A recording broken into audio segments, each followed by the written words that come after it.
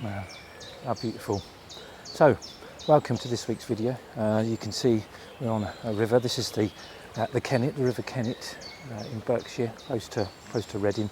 One of my most favourite venues. Myself and my father have spent over sort of 35 years fishing here, sort of winter and summer, and spent a lot of time observing the wildlife. So I'm not here to fish today, but what I'm looking to do is to do a little bit of videography and photography.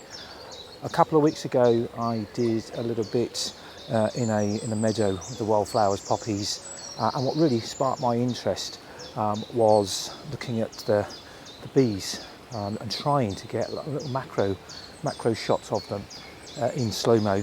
So what I'm trying to do, or what I'm going to try and do today, my challenge if you like, is to try and video and photograph butterflies, dragonflies, maybe some bees, and just see if I can do a much better job, a crisper job at it. So I've got my full frame camera. I've also got my iPhone, just in case I can do some imagery on that. Yeah, so see what comes. I thought it'd be quite good to talk about the settings that I'm using and the equipment I'm using. So I've got my full frame camera. I've got my Tamron 28-75 lens, which is not a macro lens, but it's got a very good reputation for close focusing. I'm shooting in HD and I'm using 200 frames a second, so in post I'll be able to hopefully slow it down to quarter speed. The f number, I'm playing around about f12. Comes to focusing, I'm using manual focus. I've got my focus peaking on. It's really quite difficult to grab focus in the right spot.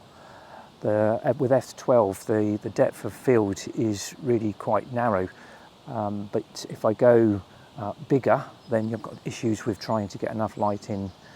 If I go smaller, so f8, f7, then it's just the depth of field is way thin. So it's a bit of a compromise. I'm trying to find an f number that gives me sufficient light, but also big enough depth of field so that I can get the bulk of the subject in focus. I'm really pleased with what I've caught so far. I haven't got any bees, I haven't seen any bees around, and I haven't seen any butterflies. This possibly could be the wrong venue for that. There are some fields to the back of this, but we've got some rain forecast a little bit later. The clouds are coming in, so I might need to probably wait to this evening to have a look at that, and maybe tomorrow. But let's see what comes.